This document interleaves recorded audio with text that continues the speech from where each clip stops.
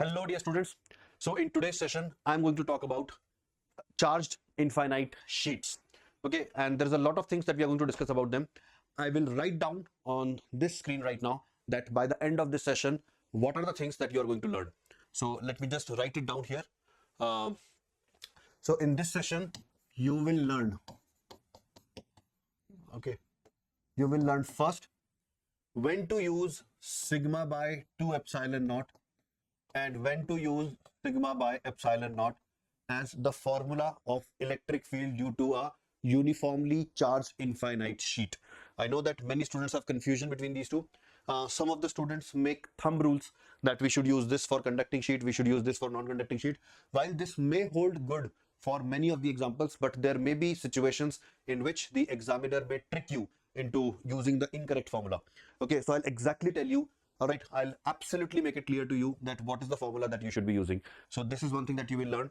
The second thing that I will cover in this session, which is actually a related concept with this formula, is everything about, okay, all the aspects we will discuss, everything about system of charged parallel plates.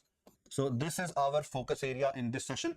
All right, so without wasting any time, let's start. Okay, so I will first talk about that which formula should be used, sigma by 2 epsilon naught versus sigma by epsilon naught. Okay, so let's first address this concern.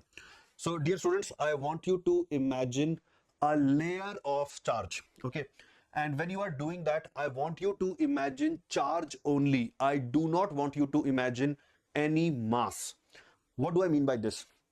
Generally, when I ask you or anyone asks you to imagine a charged object, what you do is you first imagine an object. Okay, for example, if I ask you to imagine a uniformly charged sphere, then you will first think about a sphere and then you will think about putting charge on that sphere, maybe on the surface, maybe in the entire volume of the sphere. But inherently, the first thought that will come to your mind will be to imagine a sphere.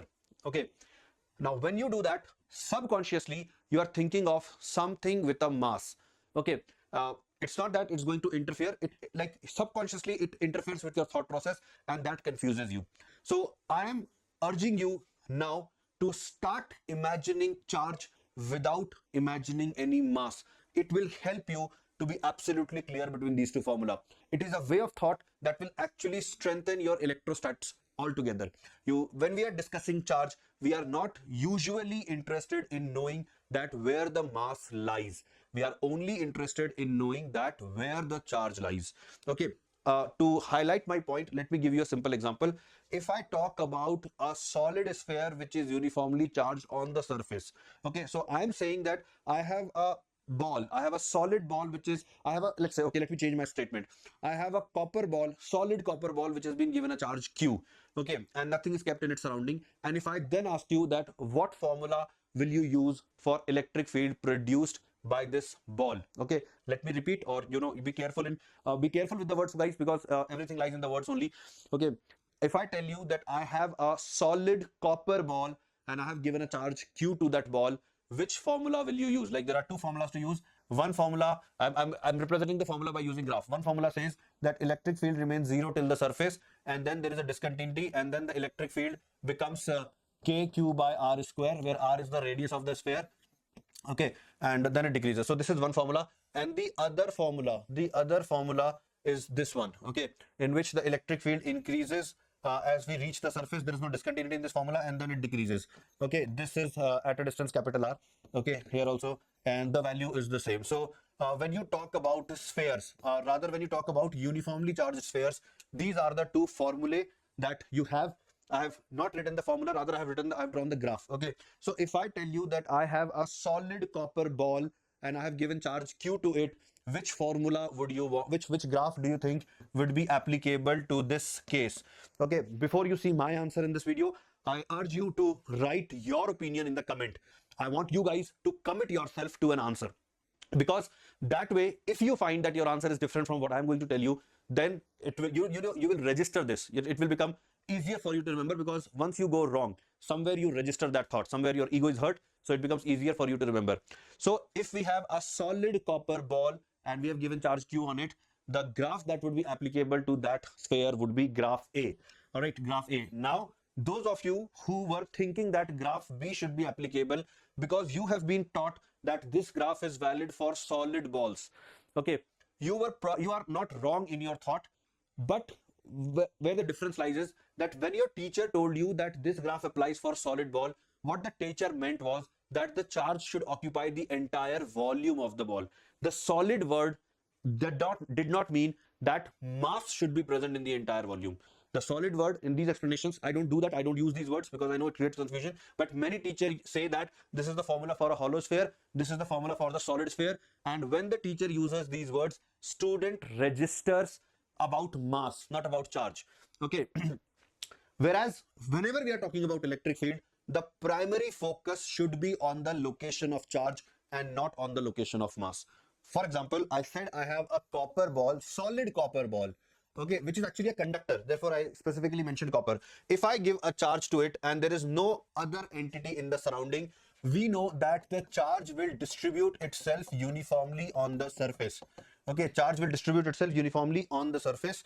Okay, and therefore, if you notice carefully now, that charge is present, like the location where the charge present, it constitutes a hollow sphere, and therefore this formula should be applicable. So I'm reiterating why I did this entire exercise. I want you guys to start paying attention to the location of charge and not on the location of mass. Okay, that way you will have better understanding of what is going on in electrostats. Okay, so when I said a solid copper ball, I meant that the mass is present, but the charge will distribute itself on the surface, and therefore the formula that will be used will be this. So how would we describe, like if it is wrong to say that this is applicable for a hollow sphere and this is applicable for a solid sphere, what would be the right words to use? How I teach my student is this.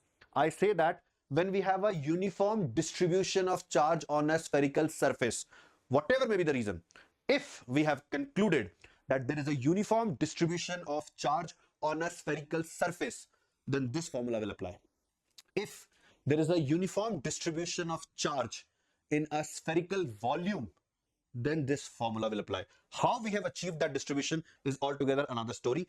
By whatever means, if you are able to distribute charge in a spherical volume, and that too uniformly, then this formula will apply. So instead of talking about solid and hollow, I'm not using the word solid and hollow. Rather, I'm using the word about, I'm describing the distribution of charge. All right. Of course, once the student become used to the idea, then I also start talking with my students in terms of solid and hollow for the sake of brevity. Okay.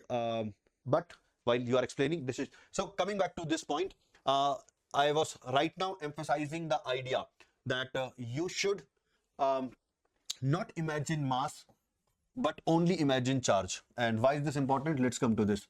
So we were talking about difference between these two formulas. So if I say that I have a infinite layer with a uniform charge distribution, okay, so we imagine this. We imagine that there is a wall or a sheet which is infinite in size, okay, which is infinite in size, okay, and which is uniformly charged. Okay, so this is what you imagine. Invariably, you all first imagine an infinite plane, maybe made of paper, maybe a wall, and then you imagine that we have charged this wall somehow, maybe by rubbing it.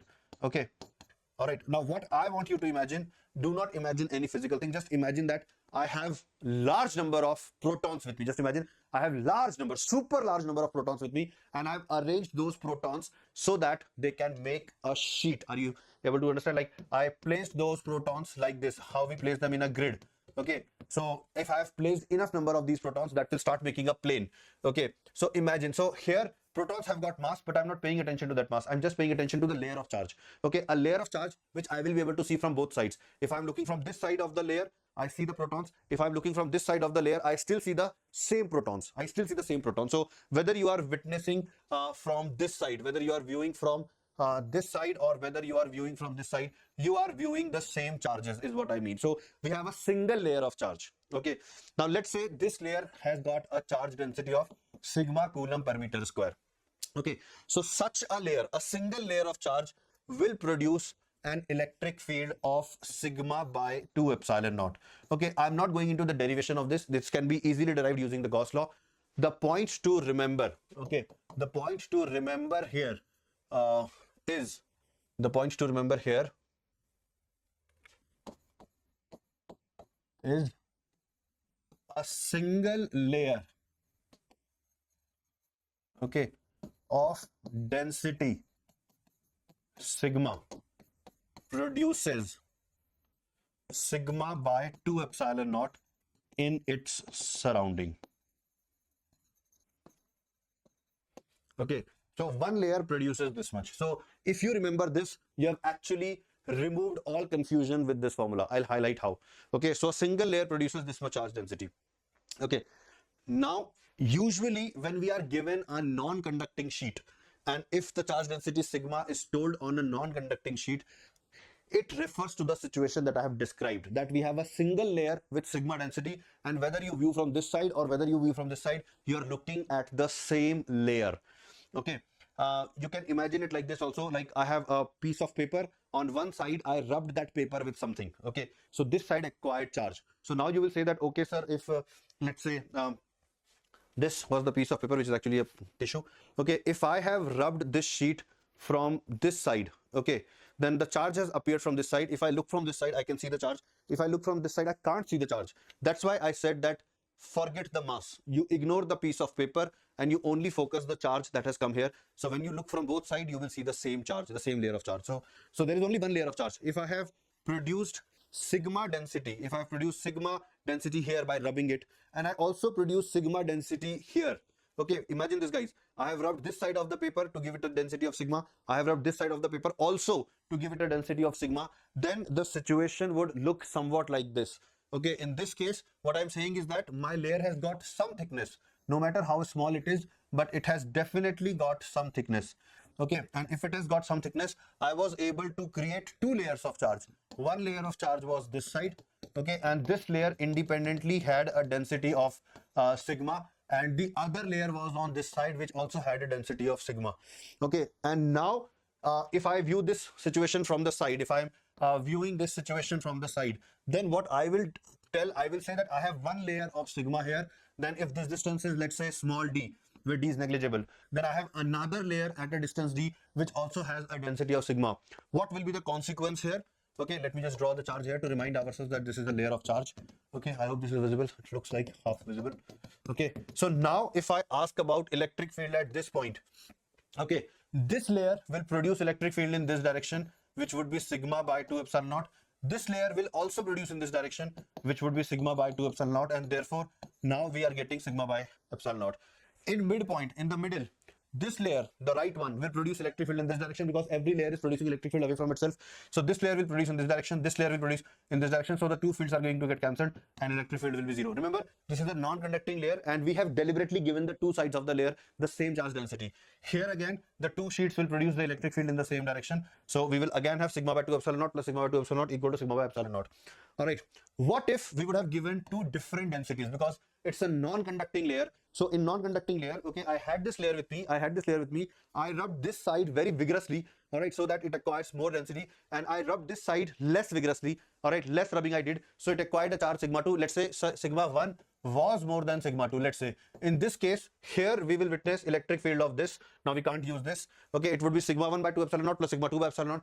In midpoint here, it will no longer be 0. Now the field of sigma 1 will dominate. The field of sigma 2 will be less. So we will have a net field in this direction, and this field would be sigma 1 by 2 epsilon naught minus sigma 2 by 2 epsilon naught. And if we talk about this region, again, both the sheets, both the layers will produce electric field in the same direction, and therefore we will have sigma by 2 epsilon naught plus sigma 2 by 2 epsilon naught. So this is going to be the situation right now.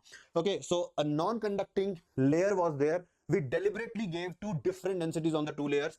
So we have two layers of charges, and I'm contributing sigma by 2 epsilon naught from each layer, and then I'm noticing that where the electric fields are going to get added, okay, and where they are going to oppose each other. Okay, so this is, so ultimately what is the concept to remember? The concept to remember is that one layer produces this much field. Now when it comes to charged bodies, or when it comes to charged plate, sorry, not charged plate, I'm sorry, when it comes to conducting plates, Okay, when it comes to a conducting plate, what happens in a conducting plate is that no matter where you give the charge. Now, what does this statement mean? Well, in a non-conductor, what did we see? Like this was a non-conductor, this paper. Yes. If I have rubbed this surface will acquire charge and the charge will stay on this surface. It will not move to the other surface. So I created sigma density here, it stays here. I created some other density here, it stays here. This is for a non-conductor. For a conductor, charge travels within the conductor. It shifts. Okay. So if I have given it some charge, it will automatically move to the two surfaces irrespective of where I am giving the charge. Like I may supply charge to only one side, it will automatically travel to the other side also. If I provide the charge to the other side, it will automatically travel to this side also. If I provide charge from the top, somehow I'm sending charge from the top, it will get distributed on the two sides. So when we say that we have a conducting layer of density sigma, okay, even if it is not mentioned, it is understood that there is another surface having the same density. And therefore, this is how the conductor ensures that the electric field within itself is zero. Because you must have read this concept that the net electric field inside a conductor has to be zero in the electrostatic condition. That is, once the charges have come to rest, the net electric field inside a conductor needs to be zero. So this is how it will be attained. Now, this situation will be same as this situation when the two sides had sigma. So in middle, we will get zero electric field, and on the two sides, you can see now that the net electric field here, I still write it as sigma by 2 epsilon naught, but we end up getting sigma by epsilon naught. And this is what most of you have remembered, that if there is a conducting plate, then use the formula sigma by epsilon naught. But the truth is that we are still using the same formula. The point is that why we are getting confused, because we ignore the fact that although the question may have given us only one layer of charge, there is bound to be another layer of charge. Okay, sir, what if there are other bodies kept nearby? What? So we will discuss that. Okay, right now just think about one conducting sheet. You try to give any charge to that, what the consequence will be? That charge will get equally divided on the two surface. So when we say that one side had density sigma, then it automatically means that there are two layers of density sigma, and therefore twice the contribution, and therefore the formula is sigma by epsilon. I hope that clarifies. All right, so what is the most fundamental thing that, keeping which in mind, you can actually remove all the confusion around this formula? One layer produces sigma density. When we are given a non-conducting layer, we assume that whatever layer is given to us, only that layer is there. There is no other layer. And therefore, since there is only one layer, we say sigma by 2 epsilon naught. But if the question mentions that we have a conducting layer of sigma density, we have to understand this, that a conducting plate cannot have charge on one side and no charge on the other side if there are no surrounding entities. All right, if there are no surrounding entities. So when you say that in a conductor on one side we have sigma, it is understood that there will be another layer of sigma, and therefore twice the contribution. And that is how the region in between the plate we get zero field. Okay, so this is the gist. I hope all of you get this. Okay, so if this part is understood, next we can start talking about system of parallel plates. Okay, so let me now talk about system of parallel plates. Okay, before that, let me take an example. Okay, let me check whether whatever I have told you, you have understood that or not. Okay, so let's have a checkpoint.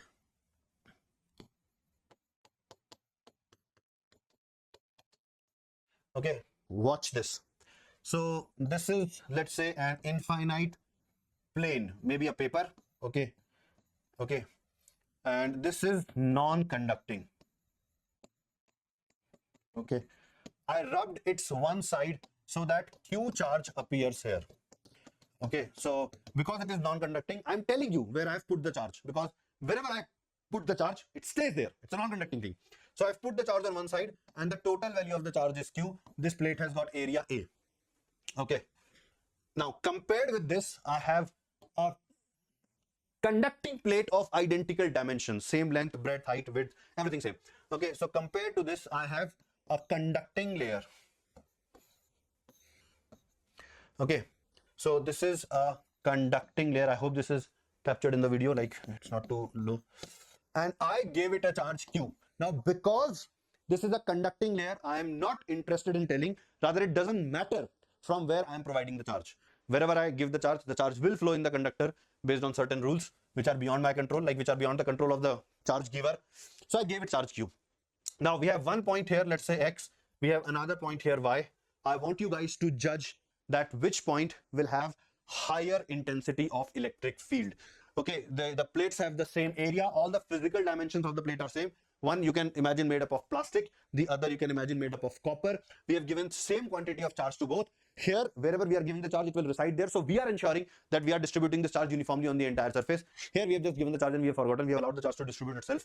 And now we want to investigate that which point will have higher intensity of electric field. Can you tell that to me, guys? Which point will have higher intensity of electric field? So I waited enough. I think before proceeding forward with this video, if you can put a comment to tell me that what was your answer to checkpoint 1. Okay, I would like that. The answer is that both points will have equal intensity of electric field. Let's see how. Here there is only one layer, like in this case there is only one layer of charge, and that layer has got a sigma of Q by A. So one layer of charge, so Q by A upon 2 epsilon naught. All right, so that is the answer for electric field at X. This is Ex. Okay, now here what will happen, when you give the conducting plate charge Q, it distributes itself on both the surfaces. Now Q by 2 charge will come here and Q by 2 charge will come here, which means that the sigma that you will get here, okay, so here the sigma that you will get is actually Q upon 2, Q by 2 upon A. Check this.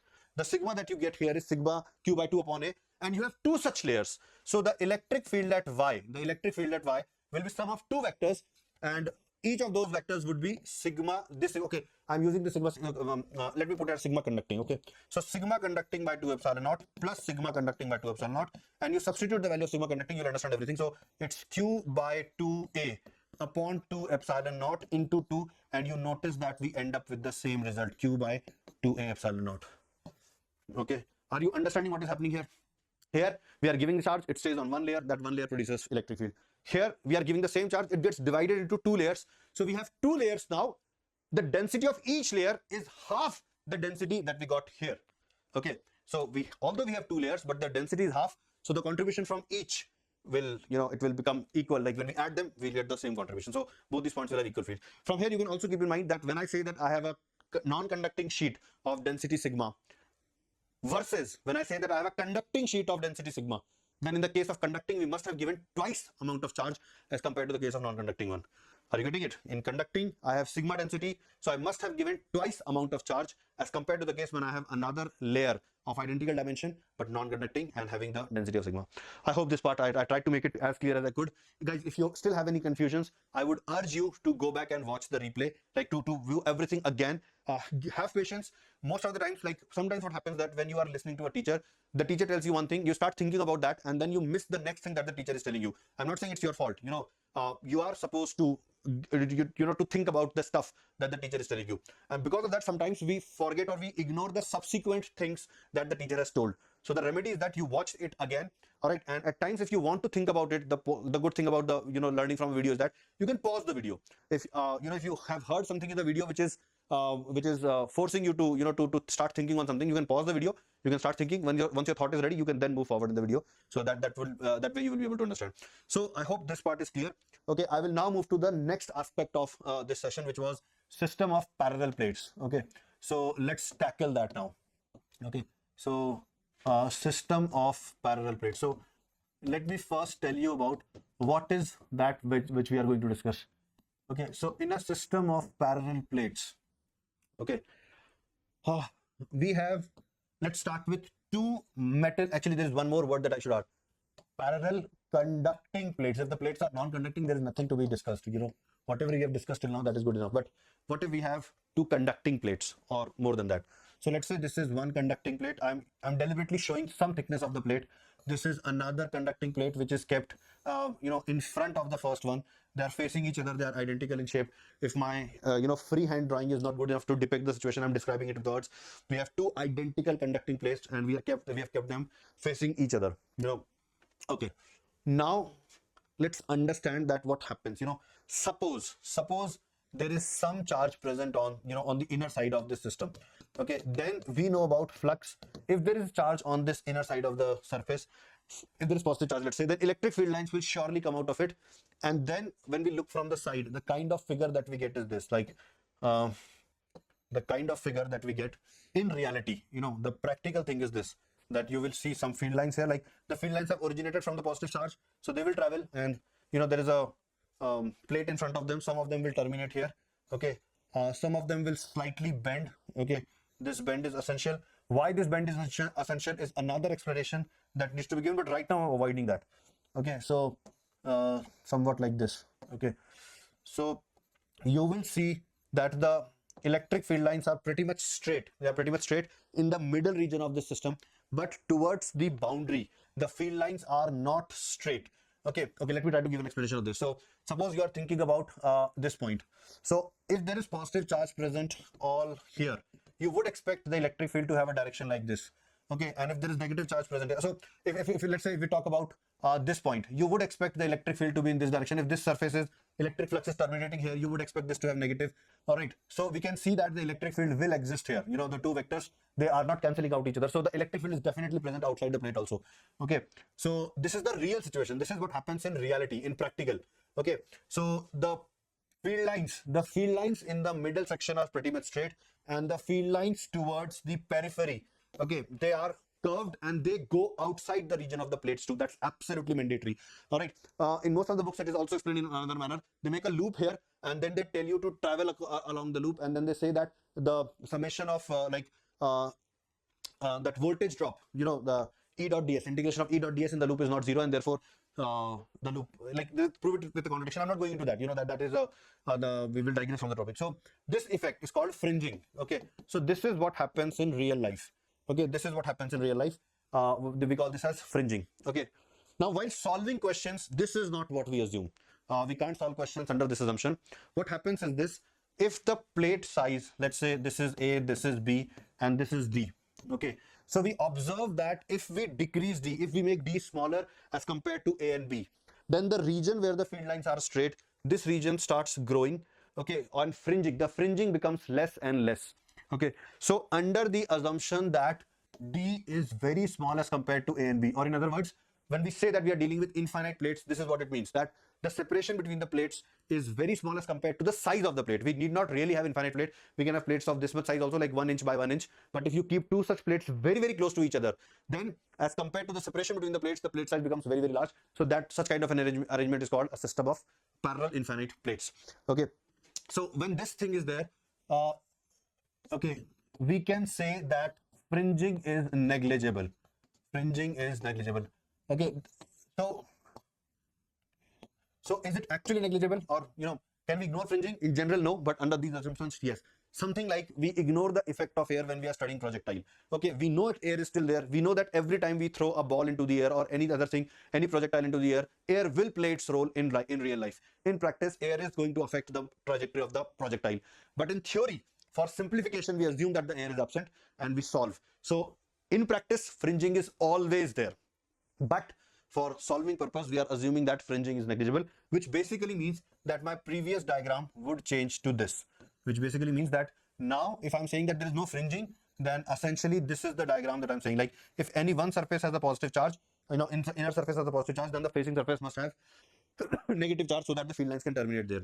So if you agree with this idea that okay, fringing is negligible and this has happened, then you will also agree with the idea or with a rule that we can make. And this is something that you have to remember now. Whether you remember the logic or not, I don't care. But this is the rule that you need to remember, that in a system of parallel conducting plates, facing surfaces always carry equal and opposite charge. Why we are saying that? Because we know that the amount of flux produced from a charge is proportional to the magnitude of the charge. Similarly, the amount of flux terminating at a negative charge is proportional to the magnitude of the charge. So whatever amount of charge was present here, an equal and opposite amount of charge must be present here, because we have just argued that all the field lines that are emanating from this positive surface, they are terminating on the facing surface. So the charges must be equal. So in a system of parallel conducting plates, okay, facing surfaces always carry equal and opposite charge. Okay, so that's the, sir, are you sure? No, this assumption should hold. Many times it is not mentioned in the question, Those are poorly framed questions. Even if it is not mentioned in the question, you assume that this assumption is valid, because otherwise you will not be able to solve the question. So whether it is mentioned or not, you have to assume this is valid. If it is mentioned, then the person who has framed the question is a good person, is a good in physics. He understands that what are the conditions needs to be given to make the question solvable.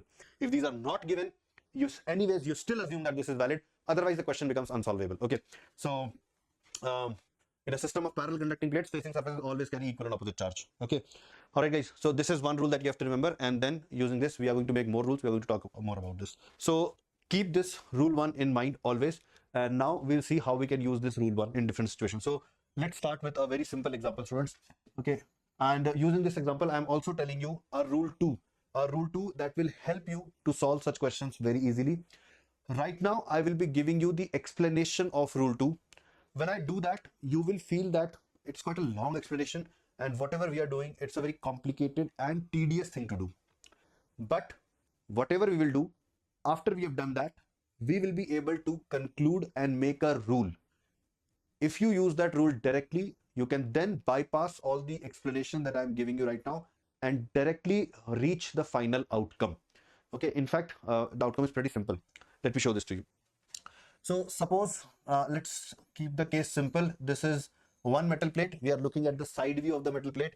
The length, above it goes to infinity, and here also it goes to infinity. Or in other words, we are dealing with an infinite plate. Here also it's infinite. Like it's coming out of the screen infinite. It's going into the screen is infinite. This width is something which is finite. Okay, and facing this plate, we have kept another conducting plate. Okay. Now, let's say we have given some charge to these plates. Okay, let me assume that I gave this charge, this plate a charge 10 coulomb, and I gave this maybe 30 coulomb. I'm writing numbers randomly.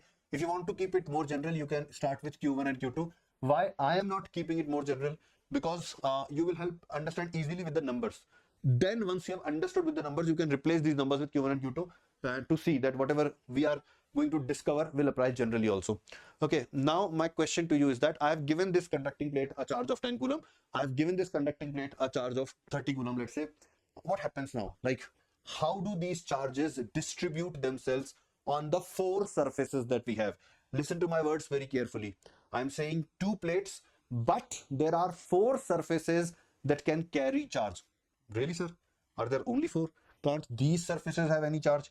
So we are ignoring. Again, in practice, yes, there can be some charge on this thickness also, but that would be negligible as compared to the charge that will appear on the flat surfaces.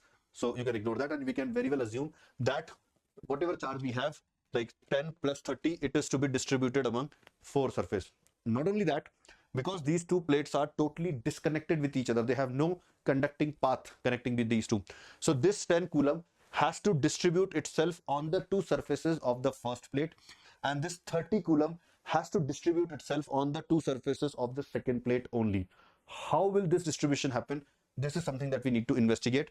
I'm reiterating all the arguments that I'm going to give you to discover this distribution may look tedious and complicated. Of course, I'll explain them, so they will no longer be complicated, but they will still be tedious. And then we'll arrive at a conclusion. For subsequent questions, we will never again resort to these explanations. We will directly use the conclusions. Okay, so how to start now? To start, I will say that, okay, let me assume X amount of charge on this side of the plate. Okay, just any variable. You can name it X, you can name it Q1, small q, whatever symbol you want to use. If there is X charge on this plate, then because of conservation of charge, you can claim that this surface will have a charge of 10 minus X. Yes or no, everyone? The total charge on the two surfaces of the first plate needs to be 10 coulombs. Okay, so if there is X on this surface, there would be 10 minus X here. Now, because of rule 1, we can directly claim that the charge on this surface would be negative of 10 minus X, as these two surfaces are facing each other, so they must have equal and opposite charge. Okay, and then or I can write it as X minus 10. Okay, I just adjusted the negative sign. And then again, on the basis of conservation of charge, these two surfaces should have a total value of 30 coulomb of charge. So if I write 40 minus X here, you can see that the total charge on the second plate now becomes 30 coulomb. So we can see that we have written charges on all the four surfaces using only one variable, and that variable is x. If I somehow discover the value of x, then I will know the charges on all the four surfaces which I set out to discover. Okay. Now the question is, what is the concept that I'm going to use to find out the value of x? We need a concept, right? We need a concept. Using that concept, we need to write an equation. Then we need to do the math, and the math will give us the value of x. So the concept that I'm going to use is, okay, let's talk about, let's identify some points in different regions. So let's say we have one point here, P1. Let's say we have one point here, P2. Notice that I'm choosing points in different regions. This is P3. Let's say this is P4, and let's say we have another.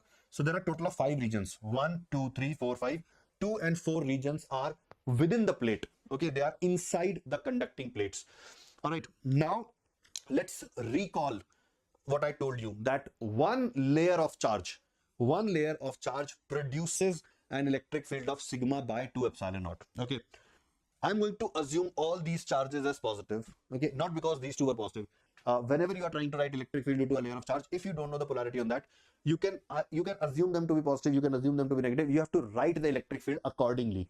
Okay, so at P2, if I try to write electric field due to the first layer, and just for the sake of clarity, so that we can write it comfortably, let me name these four surfaces which can carry charge as A, B, C and D. So A and B surface belong to first plate, C and D surface belong to the second plate. So due to surface A, if we assume that surface A is positively charged, can you tell me the direction of electric field at P2 due to surface A? So because P2 point lies to the right of surface A, it lies to the right of surface A, therefore the electric field due to surface A will be rightwards. Okay, and this would be charge upon area divided by 2 epsilon naught. So this is EA. All right, this is electric field at P2 due to layer A. Now let's take the contribution from layer B. So layer B is towards right of point P2, or rather P2 point is towards left of B. So the electric field at P2 due to B would be leftward. And how are we going to write it?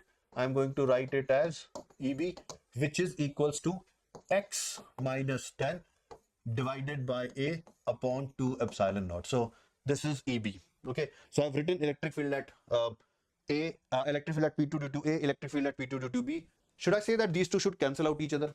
Is that the case? No, don't do that yet. In a conductor, at a point inside a conductor, the net field due to all the surrounding charges becomes 0.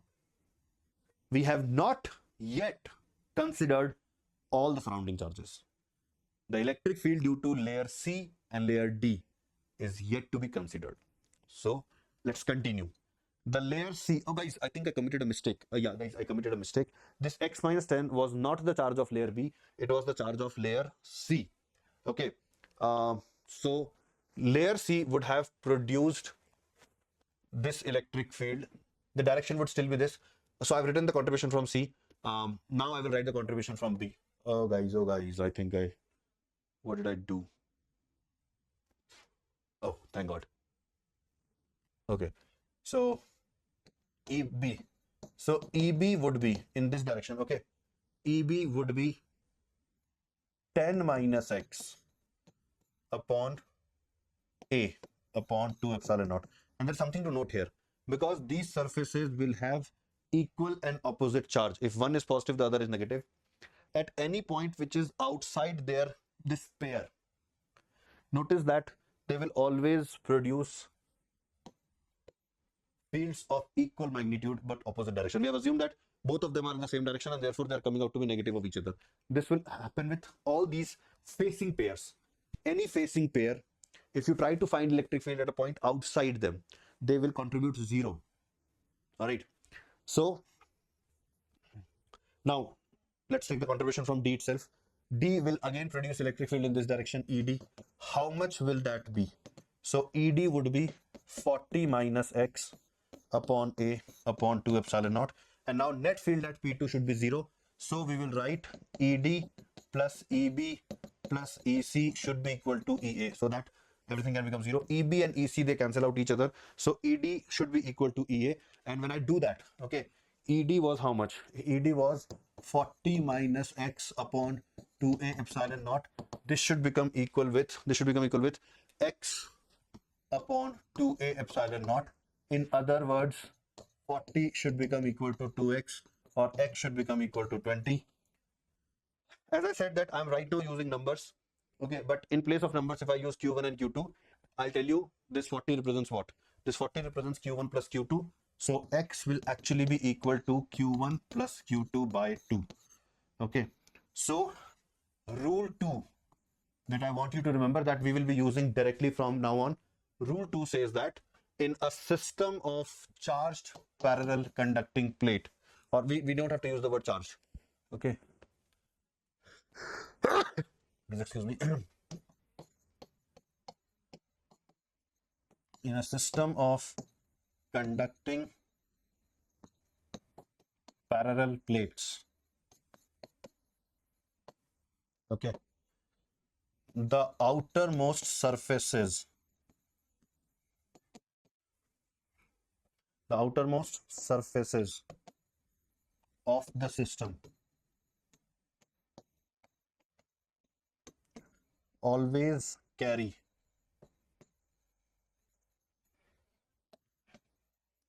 half of net charge of system. Okay, x is q1 plus q2 by 2, and if you will check, 40 minus x will also become 20, that is q1 plus q2 by 2. So the outermost surfaces will always automatically get half of the total charge. Okay, so this was rule number 1, and this is rule number 2. How did we discover rule number 2? By putting electric field at a point inside the plate as 0, which it should be. Sir, what if we had chosen point 4 to do this? You will still get the same result. You must try it out yourself, because that will give you a lot of confidence. What about the electric field at P1, P3 and P5? In general, they would be non-zero. If they are non-zero, what happens if we try to write these electric field? So to do this, guys, we can do it in here also. Let's do it here also. But before doing that, let me write the charges that we are getting, like the distribution that we got. Okay, the distribution is, we will have 20 coulomb of charge here. I hope it is visible. Yeah. And therefore we will have minus 10 here, because the total value should be 10. We will have plus 10 here, because these two should be opposite of each other. And we will have 20 here. And you can see that the sum of these two matches with 30. So that is a confirmation that we did everything all right. So this is how the charges would be present. Okay. Now, if I were to represent what is going on using the electric field lines, let's do that also. Let's try to understand that also. Okay. So this is a conducting plate. This is another conducting plate. We discovered that the charge here was 20. I'm deliberately writing in small letters to save space. This is 10 minus 10, and then this is 20 again. So I'll tell you what will happen, like what will happen with regards to the field lines. Okay, here it's 10 and minus 10, so the direction of field line would be like this. Notice, we are ignoring fringing, keep that in mind. Okay, and then here we will have, notice that I'm using almost double density as compared to what I drew between the plates. That's because here the field lines are because of 10 coulomb, and here it is because of 20. Okay, I hope you're not questioning this, sir. This 10 will produce some field line, this minus 10 will produce some field line. So overall, the field number of field lines here should be same as this. That is not the case, guys. Whatever this plus 10 will produce, the same field lines will terminate at the minus 10. Okay, so this is how we will represent the electric field. Now, whatever density you have depicted here, the same density will be depicted there. Okay, the same density of field line should be depicted there, because this is 20, this is 20. So same number of field lines we should draw, or the same density of field lines we should draw. And will this always be the case? Whatever density we get here, the same density are we going to get here? Yes, because outermost surfaces will always have equal and opposite charge. Okay, and you can try this with n number of plates. It will always turn out to be the same way. Okay, now let's let's try to do something. This will give us some clarity. This will help us write another rule. Okay, so what if I try to write electric field at P1? What should I do? Okay, so if I'm trying to write electric field at P1, okay, see this. Because of this layer, again, every layer produces sigma by 2 epsilon naught. So because of this layer, we will get electric field in this direction. The value would be 20 by A upon 2 epsilon naught. Notice this, 20 by A, sigma upon 2 epsilon naught. Okay, this layer, minus 10. Because it's a negative layer, negative charge. So at P1, it will produce field towards itself. So that would be in opposite direction. And the magnitude, since I've already taken care of direction, I've already considered the sign. So I'm now writing magnitude only. So 10 upon A, that is sigma upon 2 epsilon naught. Okay, now because of this plus 10, P1 we will have opposite field. As I said, that this pair will always cancel out each other's field at any point which is outside them. So in this direction, we will again have 10 by A upon 2 epsilon naught. And then because of this layer, it's a positive layer. So here it will produce field in this direction. It would be 20 upon A upon 2 epsilon naught. These two gets cancelled, and the net electric field at P1, okay, this turns out to be 20 upon A epsilon naught. Or in other words, you can say 20 by A upon epsilon naught, or you can say sigma nearest upon epsilon naught. So this is another thing that you can remember, that in a system of charged parallel plates, okay, in a system of charged parallel plates, when you are trying to write net electric field at a point, okay, we have to consider contributions from every surface. Having done that, when you do that, the conclusion will always be sigma nearest by epsilon naught. Like, so you can directly write this. You don't have to actually write all the contribution from all four, because we know that these contributions pairwise, they are going to get cancelled. And if we are looking for outer points like P1 and let's say like this one, I think this was P5. Okay, so if the point is outside the plates, only the outer plates contribute. Okay, eventually the eventual contribution comes from only the outer plates. Okay, and if the point would be here, P3, you will notice that the outer plates cancel out each other's contribution, and these plates, they add up now. The positive will produce in this direction, so this surface will produce towards left, this surface will produce towards right, so their electric field will get added up. In any case, always the final outcome would be sigma nearest by epsilon naught. What do I mean by this? If I'm trying to write electric field at P3, I can directly write sigma nearest. Consider any one surface. Like if it is exactly in the middle, you can consider anyone as the nearest. If it is closer to anyone, you know, anyways, they have the same charge, so it won't matter. The answer would be 10 by epsilon naught, that is sigma upon epsilon naught. If I want to write electric field at P3, P5, it will be 20 by A upon epsilon naught. So again, this is something that you have to remember, that electric field in this case in a system of parallel plates is sigma nearest upon. And does that mean that we are writing contribution from only one surface? No, it is the net field. It is the net field. We have considered all the surface. Some of the fields got cancelled, some of them got added up, and eventually this is the net value that we get. Always, always, always, always. Okay, so let's try one example now. If all of this is understood, let's try one example. Let's say this is one plate, another plate. Okay, watch how quickly we will do this question. Third plate, fourth plate. Let me assign some charges to these plates randomly. Let's say 12 coulomb minus 18 coulomb, 14 coulomb, and 10 coulomb. So I've given some charges to them randomly. I want to know charge distribution on each and every surface. There are a total of 8 surfaces. I want to know the charge distribution. All right, let's check out the net charge of the system. So 12 minus 18 is minus 6, and 14 is 8, and 10 is 18. Let's do it once again just to be sure. Minus 6, 8, 18. Half of 18 is 9. So this surface will have, most certainly this will have 9 coulombs. The total is 12. So 3 here. Facing surfaces must have equal and opposite. So minus 3 here. The total should be minus 18. So minus 15 here. Facing surfaces must have equal and opposite. So plus 15. I'll write this 15 again. Okay. Then total value was 14. So minus 1 here. So plus 1 here. And therefore 9 here. Okay. So this is how the charges should be. And if the charges are like this, if I talk about the net electric field would be strongest between these two plates because 15 charges there. So I will draw the highest density here. Okay, the direction would be towards left. Then the next lower density would be in the outer region. Okay, this is 9. Okay, this is 9. Then the next lower density would be in this region. Okay, this is 3 only. And the lowest density would be in this region. The direction should be this. So this is a qualitative representation of the strength of electric field. If we were to write exact magnitudes, okay, let's say this point is P1. Okay, P2 will most certainly have 0 field because it is inside conductor. P3, P4 will most certainly have 0 field. P5, P6 will most certainly have 0 field. P7, P8 will most certainly have 0 field, and P9. Okay, so at P1, the electric field will be leftward, and the value would be 9 upon A upon epsilon naught. I'm drawing the arrow. Instead of writing plus and minus, I'm indicating the direction using the arrow. What about P3? The electric field at P3 will most certainly be 3 by A upon epsilon naught towards right. The electric field at P5 will most certainly be 15 by A by epsilon naught towards left. The electric field at P7, it would be 1 upon A upon epsilon naught towards left. Okay, and electric field at P9 it would be 9 by A upon epsilon naught towards right. So this is how you will write electric field. And these are all the net electric fields that we have written. Okay. So I believe we are good till this point, everyone. Okay. Now, if we are good till this point, next, what if I connect any one or more plate to earth? Okay. So what happens then? Okay. So we will now discuss about earthing in a system of parallel plates.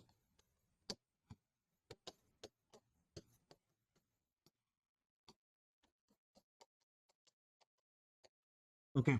Now let me write a rule first, and then I will give you the explanation. And as I said before, for subsequent questions, you may not remember the explanation, but do remember the rule and do remember to apply it. Okay. Again, parallel conducting plates. Okay. Parallel conducting. I forget to write the word conducting, but it is implied. If it is not conducting, there is nothing to be discussed. Okay. So I'm writing the rule, everyone. Okay. In a system of parallel conducting plate, if any one or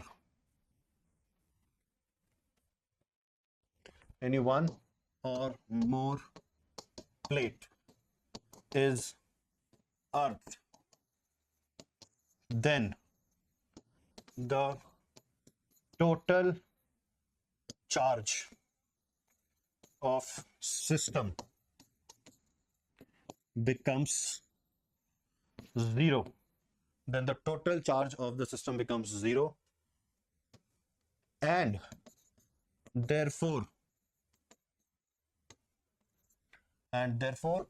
by rule 2 we can declare that the charge on outermost surfaces of the system, outermost surfaces of system becomes 0. Okay, so this is your rule 3. Okay, this is your rule 3 that you have to remember.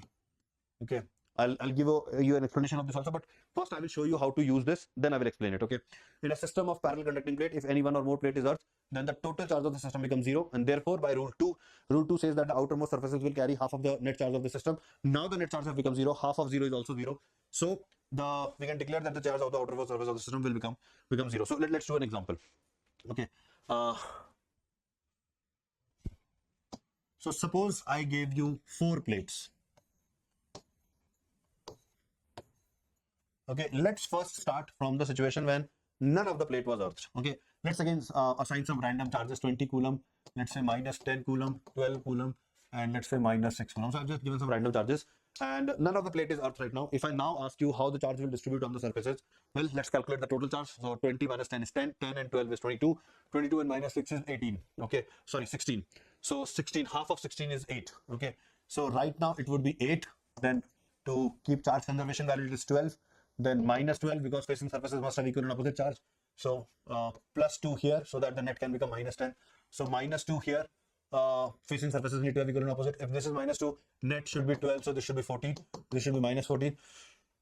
And then this should be 8. This has come same as this, so that is a confirmation that everything is okay. Now, this is the scenario when none of the plate is earthed. Okay. Now, let's suppose we have earth, like there was a switch here, and the moment we close the switch, the second plate gets earthed. So as soon as we close the switch, what happens? When we close the switch, our second plate in the system, it becomes capable of exchanging charge with earth. Earth is another conductor. Okay, so now charge from this plate can go to earth, or charge from earth can come to this plate, which basically means that this minus 10 has got no significance now. Like, it can change.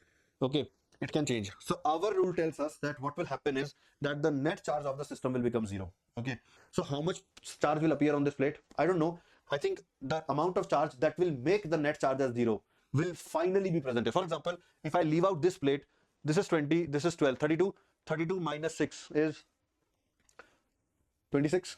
So what I believe is that this charge should change to minus 26. This is what I suspect. Like, this is what is happening. So now if you distribute charges using these values, okay, then you will get the final answer after earthing. Like, okay, so now this will have 0, This is 0. This plate is still isolated. A total of 20 was here. So 20 will appear here. Minus 20 will appear here. Minus 6 will appear here. Plus 6 will appear here. This plate is still isolated. 6 will appear here. Minus 6 will appear here. 0 will appear here. So this would be the distribution of charge now. And if you want to know the electric field in any of the regions after earthing, use these charges. If you want to know electric field before earthing, you have to use these charges. All right. So are we clear with what we need to do? Why we have done this is a separate story. I will tell about that in a short while. Okay. But this is what you're supposed to do. The moment we earth any plate. Okay, sir, what happens if we earth two plates? I will explain that. Before understanding that what happens when we earth multiple plates, we need to talk about something else, and then we'll be in a position to talk about earthing of multiple plates. Okay. So what I was saying. Yeah. Earthing, like this is the charges after earthing, and yeah, this is the charge. Yeah, why have we done this? So guys, let's try to understand this. Usually when you study about earthing, like when you are dealing with finite size object and you earth one of the metallic object, then you say that the potential of that metallic object will become equal to the potential of earth, which is 0. This is the usual explanation that is given. So that same concept applies here also. If I earth this plate, if I connect this plate to earth, the potential of this plate should become 0. So what? So if the potential of this plate has become 0, understand this, these are all infinite plates. Okay. So if there is any charge which is still present here, there would be an electric field here.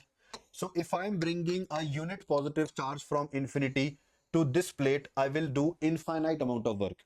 Okay, because I would be bringing a unit charge from infinite distance. This electric field exists till infinite. Okay, it has got some value, some finite value. So I would be covering a infinite distance in a finite field. So that will lead to infinite amount of work. So by the time I reach this plate, I've already done infinite amount of work. And then this is a finite distance, finite field region, finite distance, finite field region. So as I move from this plate to this plate, I do some finite amount of work. As I move from this plate to this plate, I again do a finite amount of work. So infinite work plus minus finite value plus minus finite value is still infinite value. So the fact that this plate should have 0 potential, it cannot be achieved. Okay, let's see again why we were not able to achieve this. I'm proving this by contradiction. If there is any charge here, it will create an electric field in this region, which would mean that it will take infinite amount of work to bring the charge from infinity to this plate. So infinite work has always been done. I'm focusing on the definition of potential at a point. Okay, so work done by an external agent is bringing a unit positive charge from infinity to this point slowly. So that is the potential. So this point, this plate would have acquired infinite potential. Then it traveled to this point. That is a finite change in potential. So infinite minus finite is still infinite, or plus or minus, and then again a finite change. So infinite plus minus finite is still infinite. So this plate, I'm saying that if this plate has infinite potential, this plate will also have infinite potential, which means that this plate can't have 0 potential unless there is a 0 here. If there is a 0 here, then we are bringing something from infinite. We are traveling an infinite distance in an infinitesimal field. Infinitesimal field, sir, this is 0 field. But again, this is an assumption. Remember that we said that practically fringing is always there. We assume that there is no fringing. So again, when I say that there is 0 charge here, practically some charge, some negligible charge will be there. So it will create a negligible field. So as we travel from infinity to this point, we are traveling infinite distance in a negligible field. So 0 into infinity form is what we are getting. So this amount of work now becomes indeterminate. So whatever it is, indeterminate, then a finite change, and then a finite change, and we are getting a 0 here. So if this is 0, then whatever indeterminate value we are getting here, that can be determined using this region. So I hope you get the point that why we need to have 0 charges on the outermost surface of the system. Still, if you did not get it, there are 2 things to be done. Go through my explanation again and again and again until either you understand or until either you give up. If you give up, just remember the rule and move on. If you don't give up, if you continue to watch it again and again, you will get it at some point in time. Okay, so this is what you have to do in case if any one plate is earth. Sir, what if 2 plates are earth? We'll talk about that after talking about something else. And that something else is connecting 2 plates. Okay, so joining 2 plates in a system of parallel conducting grid. Let's see what happens there. Okay, joining 2 or more plates in a system of parallel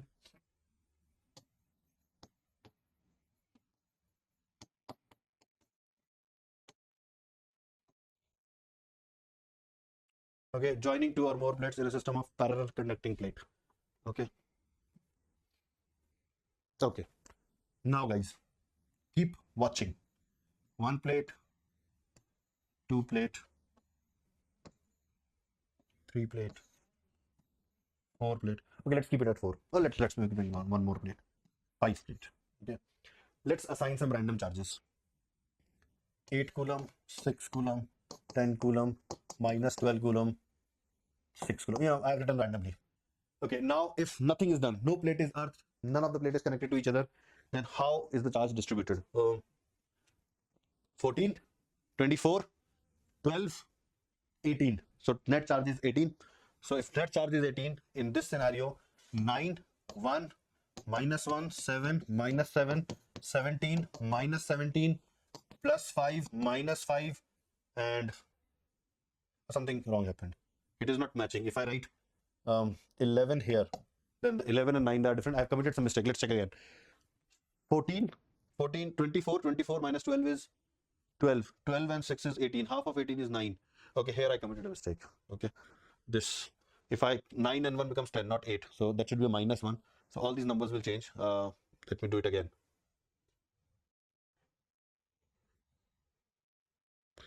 Okay, we are ready. Minus 1, plus 1, 5, minus 5, 15, minus 15, plus 3, minus 3, 9. So this is the situation.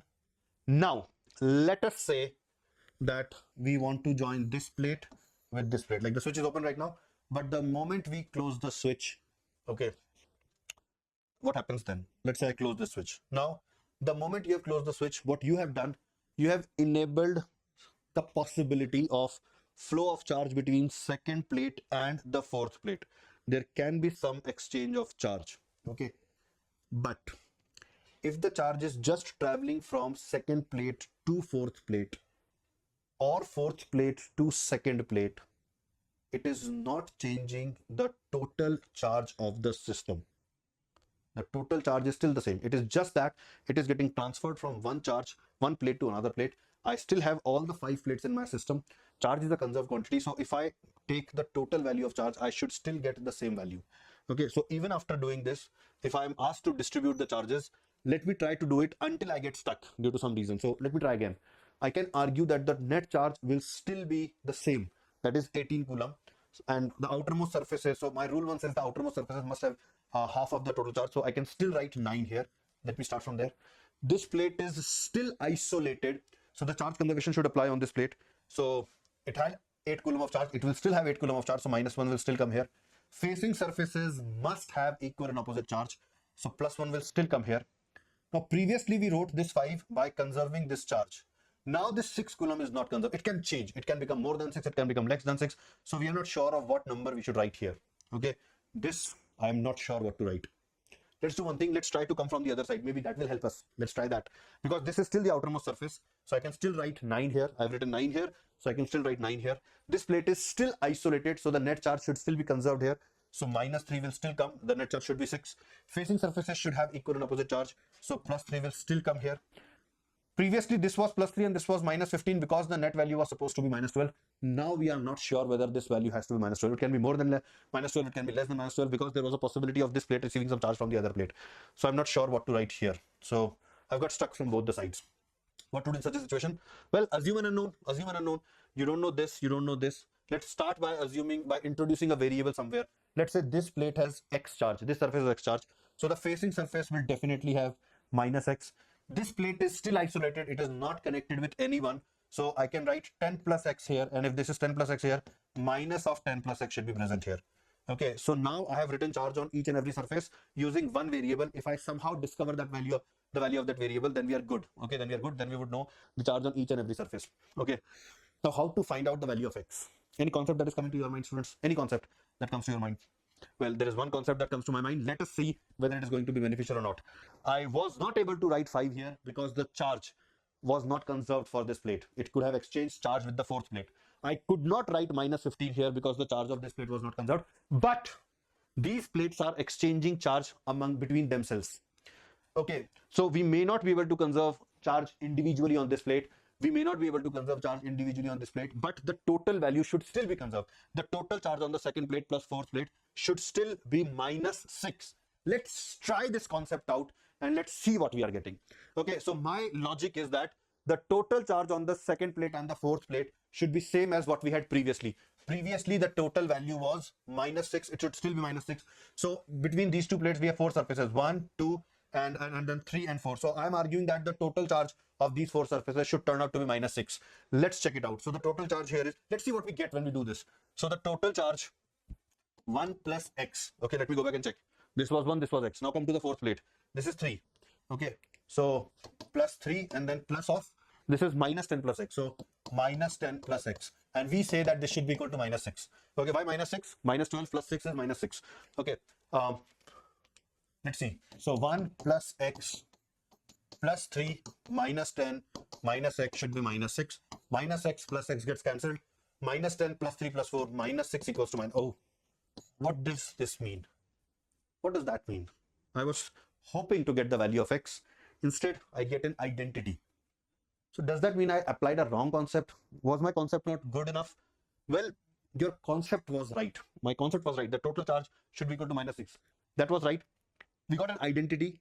Getting an identity indicates that though this concept is right, you have probably used this concept already and therefore you are getting an identity. Like this concept is not helpful in getting the value of x. In other words, whatever may be the value of x, the manner in which the distribution is done, it will ensure that the sum of charges on the second and fourth plate remains -6. Like you can, x can be 1, 2, 3, 4, 100, 200, 1000, -1, -2, whatever. X can have any value, but the manner in which the charge has been distributed, it will always ensure that charge conservation is already taken care of. So in other words, you can say that we have already made use of a concept and therefore we are getting an identity.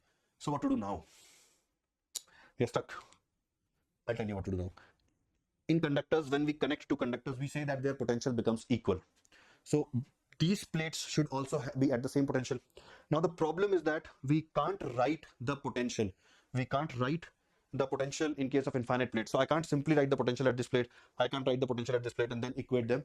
But what I can do, I can say that, okay, as I travel from one plate to the other plate, the net change in potential should be 0. This I can do. Let's do that. So in this region, the electric field is in this direction. Okay, and let's say this distance is d1. Okay, in this region also the electric field is in this direction. Let the distance be d2. We already know how to write electric field. Okay, for example, in this region the nearest charge is 5. Okay, so I will write 5 upon a upon sigma upon epsilon naught into d1. Okay, so that will indicate the potential drop as I move from second plate to third plate.